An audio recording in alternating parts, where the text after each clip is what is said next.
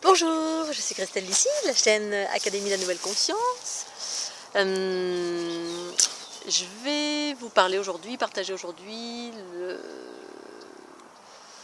ma conscience sur qu'est-ce que l'unité pour moi. Donc l'unité, c'est un état de paix, de joie, d'harmonie, de liberté, d'autonomie. C'est la découverte de nos potentiels, au-delà de,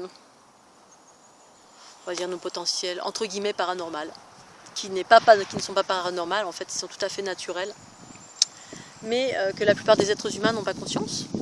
Donc télépathie ou la capacité de capter ce qui se passe dans l'invisible, donc dans les hautes fréquences autant que dans le visible. La capacité d'interagir avec ce qui nous entoure, une conscience accrue sur ce que sont les choses au-delà du visible, au-delà de la forme.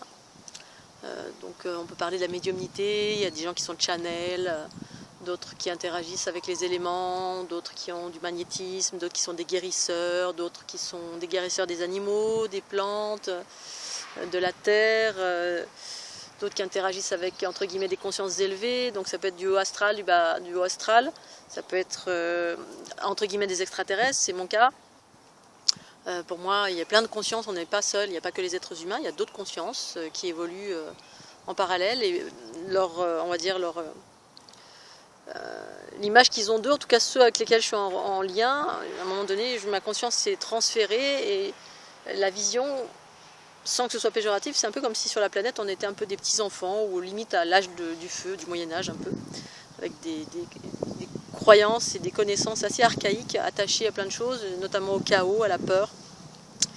Et donc si je m'émancipe de tout ça et que je voudrais exprimer l'unité pour moi, ce serait un état de joie, de liberté, d'autonomie. Et tout ça, eh bien, c'est passé par l'émancipation de la peur. Pas que ça, mais d'une façon générale, de s'émanciper de toute forme de peur. Donc ça peut être la peur du manque, toutes les peurs reliées à l'attachement, les attachements de couple, les attachements... voilà, c'est les attachements souffrants en fait. Tout ce qui nous fait souffrir d'un point de vue psychologique, donc c'est relativement relié aux émotions, relié au conditionnement, donc tout ça c'est des enfermements et qui nous empêchent de rencontrer notre soi supérieur, qui est l'espace en nous, notre conscience, qui est illimitée et éternelle. Donc quand on prend conscience qu'on est éternel et illimité, on n'a plus peur de rien, en gros, plus ou moins. Il y a quand même une peur qui est reliée au fait qu'on a besoin de préserver le corps tant qu'on est sur un plan incarné, sur ce plan duel, pour pouvoir interagir avec différentes choses. Donc il y a une peur naturelle reliée à l'instinct de survie. Mais la plupart des autres peurs, eh bien, elles peuvent être dépassées et ça permet beaucoup plus de liberté, d'action et de liberté de réalisation de tout ce qu'on a envie. Parce qu'en fait, on est ici pour se faire plaisir, pour expérimenter, pour se faire du bien, pour se faire plaisir, pour se réaliser aussi d'un point de vue plus élevé. Mais ça passe par des stades de se faire plaisir, se faire du bien, se donner du bonheur, de la joie. Et donc ça passe par l'émancipation de toutes les peurs. Alors voilà, ça peut être... j'ai rencontré des gens qui avaient peur de toutes sortes de choses, des serpents, des araignées, des fourmis, des abeilles, des guêpes. On a peur d'être agressé, on a peur d'être volé, on a peur de manquer, on a peur de la chose la plus insignifiante à la plus... oui, peut-être plus vaste. Peur de voyager seul, peur d'être seul, en fait, on a 3 milliards de peurs dans tous les sens. Et lorsqu'on s'émancipe de toutes ces peurs, eh bien, on se libère et on rentre dans un espace de confiance en la vie. Et du coup, cet état d'être attire une multitude de choses bénéfiques. On attire des bonnes personnes, on attire des événements bienveillants, confiants, heureux. Et donc, ce qui me permet de rentrer dans mon unité. L'unité, c'est... mon masculin et mon féminin qui se réunissent, qui fusionnent, et du coup on est dans une forme de complétude, dans l'instant présent et dans la création de ses propres curseurs, des événements qui surgissent dans notre vie. On peut créer aussi des choses. Mais ça passe par justement cet état de confiance, en s'émancipant de la peur, et la peur, c'est ce qui constitue notre personnalité égotique, l'ego. L'ego qui pense toujours à partir des peurs, qui sont conscientes ou inconscientes. Donc c'est la raison pour laquelle moi en ce qui me concerne, je me suis émancipée de toutes mes peurs. J'en ai certainement encore, peut-être inconscientes, ou certaines que j'ai récupérées parce que j'ai été influencée par différentes, on va dire, relations de couple, notamment, ou relations proches avec des personnes avec qui je suis proche, je peux récupérer des choses.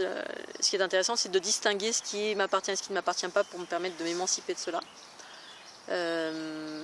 Mais voilà, si je devais faire un petit brief sur atteindre un état de bien-être et de co-créer sa réalité, et d'autonomie et d'émancipation et de tout ce que je vis à l'heure actuelle qui est super sympa, eh bien ça passerait en toute priorité par l'émancipation de toutes nos peurs.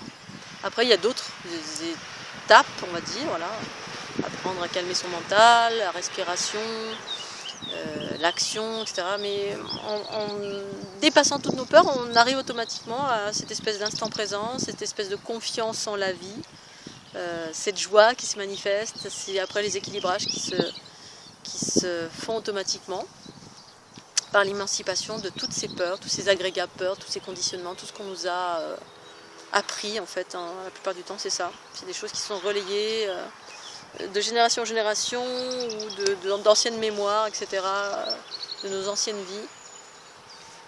Donc ça passe par l'émancipation de toutes ces peurs, et ensuite l'émancipation c'est aussi les désaddictions, tout ce qui nous enferme, parce que la peur c'est quelque chose qui nous enferme, mais il y a plein d'autres choses, les addictions ça nous enferme, ça enferme le corps, addiction à toute chose, tout ce qui fait que si on est... Une addiction c'est quand cette chose n'est pas dans notre vie, on est en état de manque. L'état de manque, ça crée une souffrance. Oh, je manque de ça. Donc ça peut être le tabac, ça peut être le café, ça peut être le thé, ça peut être quelqu'un on est addict à quelqu'un. C'est-à-dire quand on est sans cette personne, eh bien, on ne peut plus respirer. Ça peut être voilà, tout ce qui fait qu'on perd notre autonomie quand cette chose-là n'est pas là. On est en état, ça nous met en état de manque. Alors qu'en fait, dans l'état d'unité, on est complet, on n'est plus attaché à quoi que ce soit. Cette chose est là, c'est super. Cette chose n'est pas là, c'est pareil, c'est aussi super. Je bois un café ou je n'en boive pas, je peux ne pas boire de café. Ça ne va pas me manquer. Si j'en bois et que j'aime ça, eh bien, ça va me procurer beaucoup de joie. Je suis libre. Et l'autonomie, enfin l'unité, évoque aussi la liberté de l'individu sur tous les plans de l'être. Physique, psychique, émotionnel. Et ça amène à la joie, une joie qui dépend de notre unité intérieure, non plus de choses extérieures. Pour autant, les choses extérieures peuvent procurer de la joie et du plaisir, bien sûr. Mais si ces choses-là viennent à ne plus exister pour une raison X, eh bien, on est toujours dans un état de joie, on est dans l'équilibre, parce qu'on est dans notre complétude qui amène de l'amour de soi. Voilà, je vais m'arrêter là. Je vous souhaite une bonne après-midi sous le soleil de l'Académie de la Nouvelle Conscience. Bye bye.